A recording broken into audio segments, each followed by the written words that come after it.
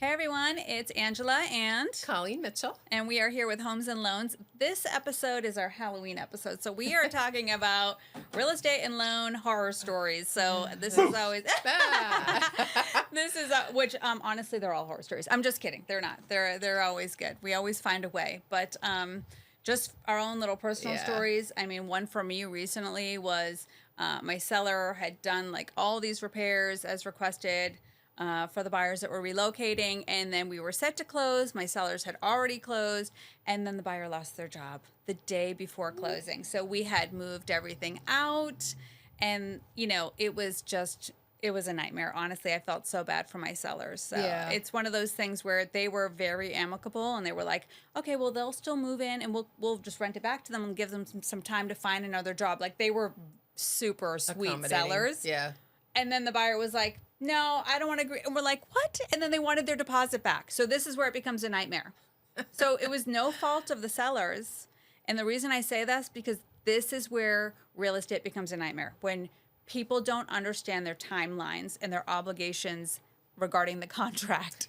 Yeah. Right? So the reason I love working with Colleen is because she knows if I have a contract and it has a loan commitment time frame in there, she's going to get me that clear to close, or she's going to tell me why we're not going to meet it so that I can extend it and protect my buyer. Exactly. Right? And it's amazing how many deals fall apart. I mean, obviously with a job loss, that is completely different versus some of the other things that I'm seeing where the loan falls apart with another lender like 2 days before closing. Like, how does that happen? Which means you're missing your timelines. Okay, another big one that people make this huge mistake, and you will create a nightmare for yourself and everyone else. Do not go buy furniture. or a car. Or co-sign for an apartment. Do you know how many people go buy a car or furniture the week before closing? You cannot do that. You have debt ratios. They're going to pull your credit. They're going to re-verify your employment. Like, people, you haven't closed on the house yet. Wait. Please wait until you close, because you're going to have all this new furniture and you're not going to be closing on your house. So the one I heard yesterday was it was a transaction that had 5 behind it. What do you mean 5 behind it? He's buying. Oh, no. Somebody's buying his house. So that one's buying this one. Well, the one all the way number 5 fell apart.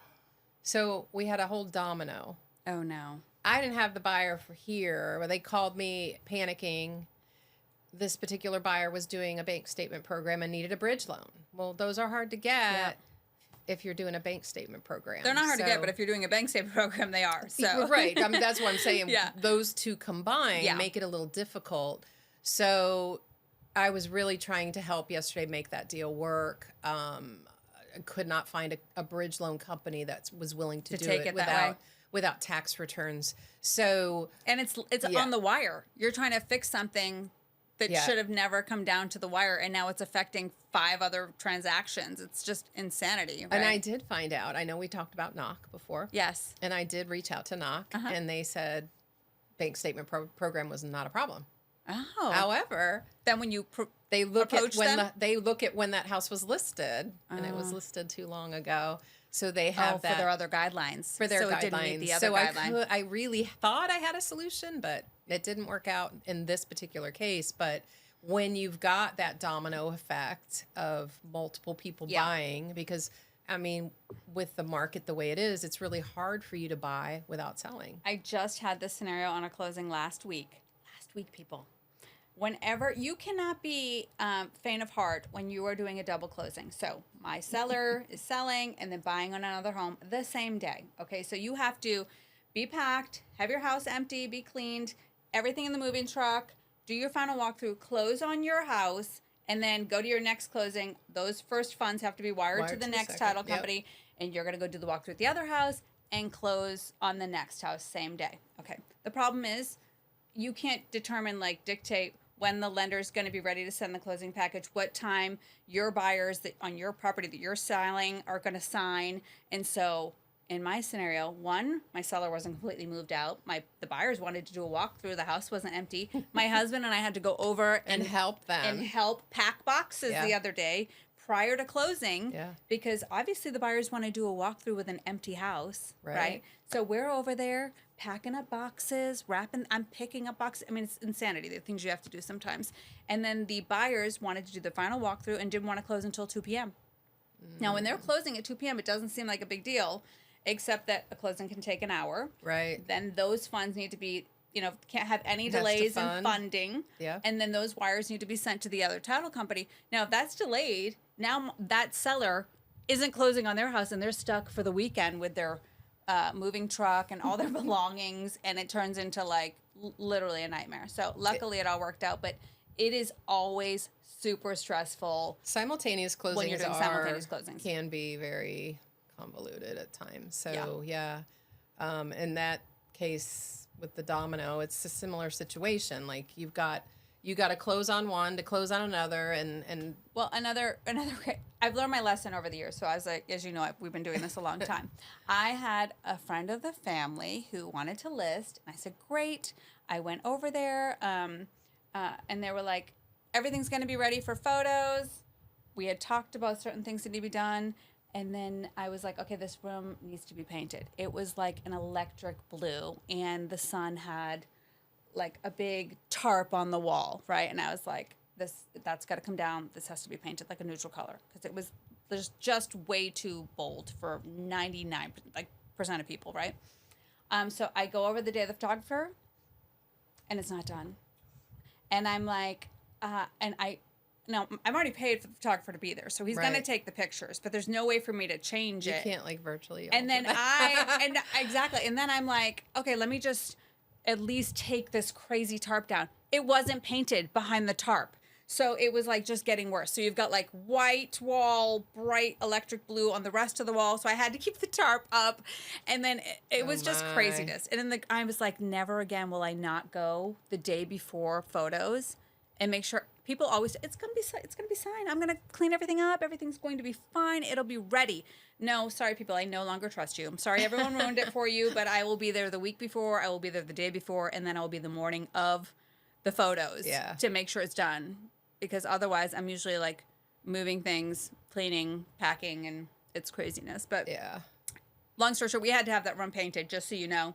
So took the photos and had to have it painted and have the photographer come back. Yeah. I think on on our side, it's more of people making deposits that they shouldn't. Getting like this morning, they got a $5,000 cash gift, and when you get gift funds, you got to source them. You got to document any type of gift. I can't just deposit $100,000 and not tell you where it came from. No, and a bunch of Zelle payments. One of them went to a pawn shop and pawn jewelry. Well, and it was cash. I can't wait to see that letter of explanation on that. What was the pawn shop Zelle for? I can give you the pawn shop receipt, is what he said. And we see a lot. I think funds to close is always the mystery with some folks, is that they're moving money around and they don't realize on the lending side. You want to know where it's coming from. How much more it creates for them to do a paper trail. Yeah. The other one I just had, there was a tarp on the roof. And I said, you didn't tell me about the roof. And he said, well, I already gave my roofer half the deposit. Yeah. Well, those types of things, you need to let your lender know up front, because when the appraiser went out there, he took a nice picture of that blue tarp on the roof. And so it became a problem. We were able to work it out, but still, it's too funny. Have you ever seen any really good like letters of explanation? Because I know when we've done loans, you'll say to the client like, all right, well, I need to know like what this inquiry was or what this bill was or why this, like I've seen these ones where like, no, I didn't pay it. I disagreed and I'm never paying it. And it's like, okay, how are we going to get this to closing then? Let's just try and negotiate a payoff if you want to buy the house over $300. And some people are adamant of certain things on their credit that I'm just not going to pay it off. Well, if you don't pay it off, it becomes an issue with your loan, especially if it's a collection. So collections that are over $2,000, you either have to get on a payment plan, pay it off, or we count 5% of the outstanding balance. Well, 5% sometimes, and maybe if it's a $10,000, it could impact how much you qualify for. And I recently had one of those as well. And he's like, I'm not paying it. Like, I don't agree with it. I'm not going to pay it. And it becomes an issue. Anything that's on the credit, charge-offs, not a problem, but collections, that's a big problem. Oh, my goodness. So, yeah. That, and the only other horror stories, so Colleen and I met, I think you guys remember if you heard some of our back episodes, from a mutual acquaintance. His name was Dave LaRue. Still love and adore him. Great long-term agent that really was my mentor after I closed my title company. And he introduced me to Colleen. So when I was first working for Dave, he was one of like a top REO agent. So that meant he would get foreclosure listings from the bank. So REO is real estate owned. And I was like his buyer's agent. So he would have the listings, and if anyone called, I would deal with the buyers or do open houses. And there were some houses that we went to. Scary. Oh my goodness. Like green pools, like, ripped out appliances, gutted, faucets, and we cabinets. went to this house, like all the windows were covered. They had a truck chained in the backyard, like chained to the ground, because I guess they thought the repo company was coming, so they didn't want them to take it, and like a pit bull at the front door. Like, it was just the most insane things. And so they were finally, like, the sheriff came and got them out and all that good stuff. And we went in the back of the house because, like, that's the only way we could get in. And Dave was behind me, but, like, the door slammed. And I never jumped so high in my life. Because, like, you're waiting for someone to jump out of a closet. Because it's, like, they're living, like, it's disgusting. I don't even think these were the owners. These were, like, just squatters. Yeah. We used to deal with, like, crazy squatters back in the day where people would, you know, just... We'd have to give them cash for keys. I mean, I was showing a property once, and this wasn't a bank-owned property. It was just, like...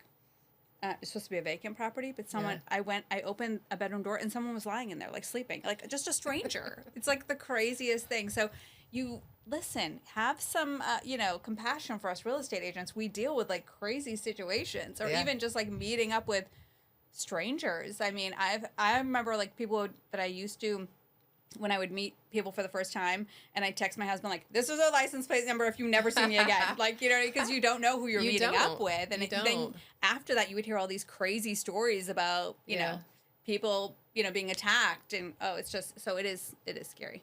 Yeah. Listen, now I carry a gun, so don't mess with me. I don't carry a gun. Anyway, but yeah, real estate is always interesting. I always feel like we should have a reality show.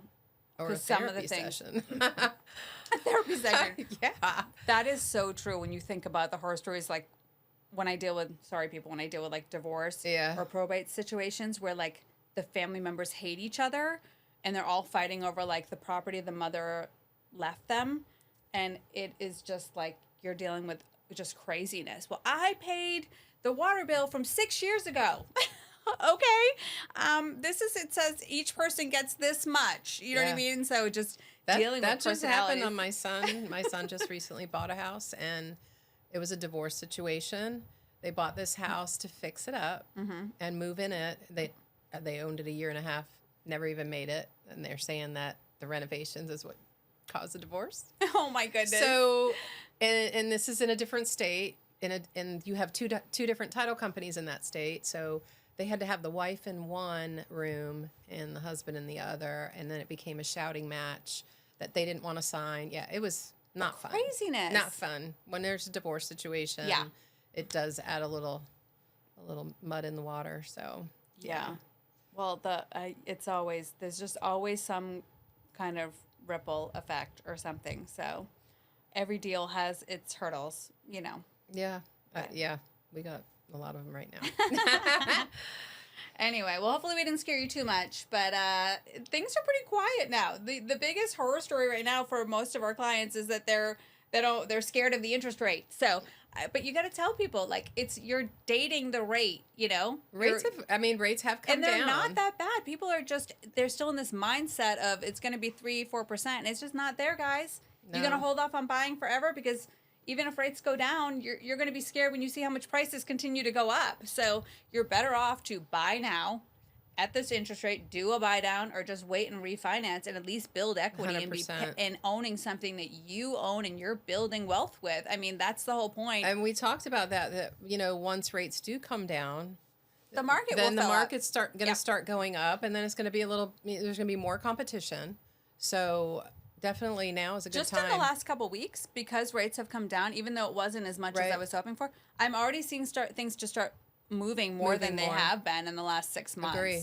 100%. Because I have this one listing, and like all of a sudden 3 went under contract in the building. You know what I mean? And so and then this other listing of mine, all of a sudden yesterday I get 4 more showing requests. Last week it was quiet, and then in one day we're getting 4 more showing requests. So things are definitely starting to turn around, and I think we're going to get through the holiday, first of the year. All of a sudden we're going to see things starting to pick up. So I predict, we'll see if this is the case, but I'm predicting in my magical Halloween ball here that we're going to see the market start to pick back up come summer, like April, May, June. I think you're right. I think that's what's going to happen. I think we're going to continue to see the rates come down. Yep. Which is going to bring a lot more buyers in the market. Buyers in the market. So keep that in mind, because unless we have more sellers come in the market here in Orlando, then you're going to be competing for the same house. So if you're interested, you should probably start looking now. 100%. And then you can always refinance or recast, whichever you decide to do later. So hopefully we didn't scare you too much, like I said. Boo.